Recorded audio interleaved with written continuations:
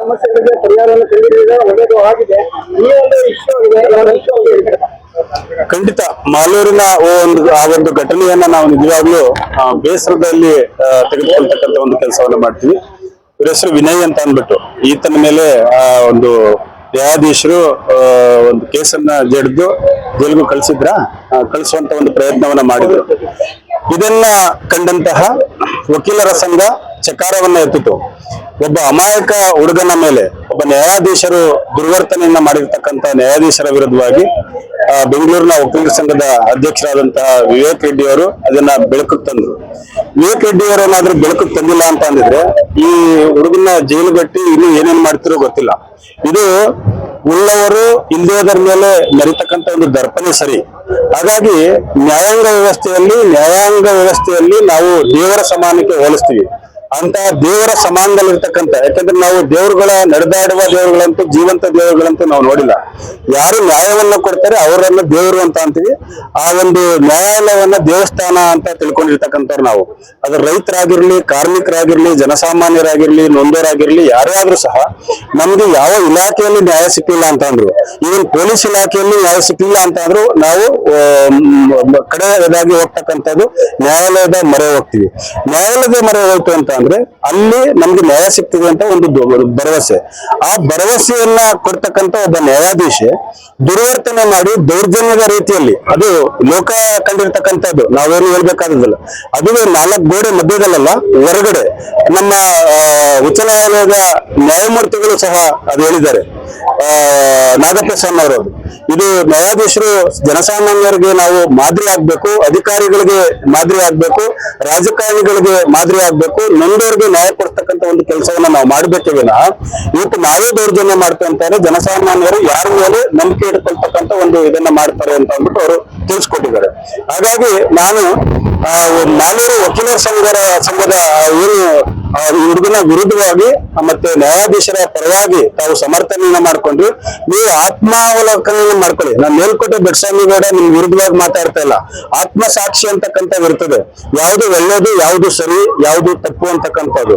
ಯಾವುದೋ ಒಂದು ಕೊಲೆ ನಡೆದಿದೆ ಅಂತ ಅಂದ್ರೆ ವಕೀಲರೇ ಒಂದು ಸಂದರ್ಭದಲ್ಲಿ ಹೇಳ್ತಾರೆ, ಇಲ್ಲ ಇದು ನಿಜವಾಗಿ ಕೊಲೆ ನಡೆದಿದೆ, ವಕೀಲರು ನಾವು ವಕಾಲತ್ತು ಹಾಕಬಾರ್ದು ಅಂತಕ್ಕಂಥ ಒಂದು ಉದ್ದೇಶ ಇಟ್ಕೊಂಡಿರ್ತಕ್ಕಂಥ ನಿದರ್ಶನಗಳನ್ನು ಸಹ ನೋಡಿದ್ವಿ.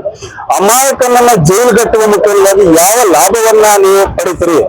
ಅಮಾಯಕ ಹುಡುಗ ಈತ ಕೈ ತೋರಿಸಿರ್ತಕ್ಕಂಥ ಈ ಕೈ ಏನಾದ್ರೂ ಆಗ ಅಸಭ್ಯವಾಗಿ ಕಂಡಿದ್ರೆ, ನೀನು ಬೆಳಿತಕ್ಕಂಥ ಹುಡುಗ ಹೋಗಪ್ಪ ಆತರ ಹೋಗು, ಒಂದು ಒಳ್ಳೇದು ಹೇಳ್ಬಿಟ್ಟು, ಇಲ್ಲ ನೋಡು ನನ್ನ ಮಗನ ತಮ್ಮ ಸಮಾನನೋ ತಮ್ಮನ ಸಮಾನನೋ ಇದೆಯಾ, ಈ ದುರ್ವರ್ತನೆ ಬೇಡ, ನಾನು ನ್ಯಾಯಾಧೀಶ ಇದ್ದೀನಿ, ನೀನು ತೋರಿಸ್ತಿರ್ತಕ್ಕಂಥ ಒಂದು ಚಿಹ್ನೆ ಸರಿ ಇಲ್ಲ, ಒಂಥರ ಅವಹೇಳನ ಆಗಿದೆ, ಅವಶ್ಯ ತರ ಇದೆ, ನೀನು ಉತ್ತಮವಾಗಿ ಬೆಳೆ ಅಂತ ಅಂದ್ಬಿಟ್ಟು ಒಂದು ಬೈದು ಬುದ್ಧಿ ಹೇಳಬೇಕಾಗಿತ್ತು. ಅವ್ರಿಗೆ ಭಾಷಣ ಬರೋತಕ್ಕ ಹೊರೂರಿಯ ಬೇವರ್ಸಿಗೆ ತಳ್ಳಿ ಒಳಗಡೆಗೆ ಕೇಸ್ ಜಡೀರಿ ಅಂತಕ್ಕಂಥದ್ದು ಎಷ್ಟು ಮಟ್ಟಿಗೆ ಸರಿ ಅಂತಕ್ಕಂಥದ್ದನ್ನ ನಾನು ರಾಜ್ಯದ ಜನತೆ ಮುಂದ್ಗಡೆ ಇಡ್ತಾ ಇದ್ದೀನಿ.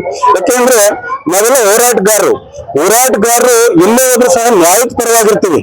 ಯಾರು ಏನೇ ಅನ್ಕೊಂಡ್ರೆ ನೋಡಿ, ಯಾವುದೇ ನಮ್ಮ ಮನೆಗಳಲ್ಲಿ ಎಷ್ಟೇ ಸಮಸ್ಯೆ ಇದ್ರೂ ಸಹ ಒಂದು ಹುಡುಗನ್ಗೆ ಅನ್ಯಾಯ ಆಗಿದೆ, ಜನಸಾಮಾನ್ಯರಿಗೆ ಅನ್ಯಾಯ ಆಗಿದೆ, ರೈತರಿಗೆ ಅನ್ಯಾಯ ಆಗಿದೆ, ರಾಜ್ಯಕ್ಕೆ ಅನ್ಯಾಯ ಆಗಿದೆ. ಕಾವೇರಿ ನೀರಿನ ಸಂದರ್ಭದಲ್ಲಿ ಯಾರ್ಯಾರು ನಾನು ಒಬ್ಬನೇ ಕುಡಿಯಲ್ಲ ಅಥವಾ ಕನ್ನಡ ಪರ ಹೋರಾಟಗಾರರು ನೀರು ಕುಡಿಯೋದಲ್ಲ, ಇಡೀ ರಾಜ್ಯದ ಬೆಂಗಳೂರಿನರ್ತಕ್ಕಂಥ ಎಲ್ಲಾ ಜನರು ಸಹ ಕಾವೇರಿ ನೀರನ್ನು ಕುಡಿತಾರೆ. ಅದನ್ನ ನಾವು ಹೋರಾಟ ಮಾಡಿ ಇದು ನಿಜವಾಗಿ ನಮಗೆ ಬೇಕು, ಅವಶ್ಯಕವಾದ ವಸ್ತು ಅಂತ ಹೋರಾಟ ಮಾಡ್ತಕ್ಕಂಥವ್ರು ಇವತ್ತು ಈ ವಿನಯನ ಬೆಂಬಲಕ್ಕೆ ನಿಂತಿದ್ವಿ. ನ್ಯಾಯಾಧೀಶರು ಅರ್ಥಕೊಳ್ಬೇಕಾಗ್ತದೆ, ಕ್ಷಮೆ ಕೇಳಿ, ರಾಜ್ಯದ ಜನತೆ ಮುಂದ್ಗಡೆ ಕ್ಷಮೆ ಕೇಳಿ. ನೀವು ಕ್ಷಮೆ ಕೇಳಿದ್ರೆ ದೊಡ್ಡ ಮನಸ್ಸಾಗ್ತಾರೆ. ಗಾಯತ್ರಿ ದೇವಿಯವರೇ, ನಾನು ವಿರೋಧಿ ಅಲ್ಲ, ನಿಮ್ಮ ಆಸ್ತಿಯನ್ನ ಹೊರಕಬೇಕಾಗಿಲ್ಲ, ನಿಮ್ಮನ್ನ ತೇಜೋವಧೆ ಮಾಡ್ತಕ್ಕಂಥ ಒಂದು ಕೆಲಸವನ್ನ ಮಾಡ್ತಾ ಇಲ್ಲ. ನೀವು ತಪ್ಪಾಡಿದ್ರೆ, ಯಾಕಂದ್ರೆ ಎಷ್ಟೋ ಜನ ನೀವು ನ್ಯಾಯಮೂರ್ತಿಗಳಾಗಿ ತೀರ್ಪುಗಳನ್ನ ಕೊಟ್ಟಿದ್ದೀರಿ, ಎಷ್ಟೋ ಜನಕ್ಕೆ ಎಷ್ಟೋ ಕೇಸ್ಗಳಿಗೆ ತೀರ್ಪುಗಳನ್ನ ಕೊಟ್ಟಿದ್ದೀರಿ. ಈ ತೀರ್ಪಿನಲ್ಲಿ ಈ ಒಂದು ಸಂದರ್ಭದಲ್ಲಿ ನೀವು ತಪ್ಪು ಮಾಡಿದಿರಿ ಅಂತ ಅಂದ್ರೆ ರಾಜ್ಯದ ಮುಂದೆ ಜನತೆ ಮುಂದೆ ಒಂದು ಕ್ಷಮೆ ಕೇಳಿ. ನಾನು ಆತರದಲ್ಲೋ ಯಾವುದೋ ಒಂದು ಟೆನ್ಷನ್ ಅಲ್ಲೋ ಯಾವುದೋ ಕೋಪದಲ್ಲಿ ಹುಡುಗನ ಮೇಲೆ ಮಾತಾಡ್ಬಿಟ್ಟಿದ್ದೀನಿ.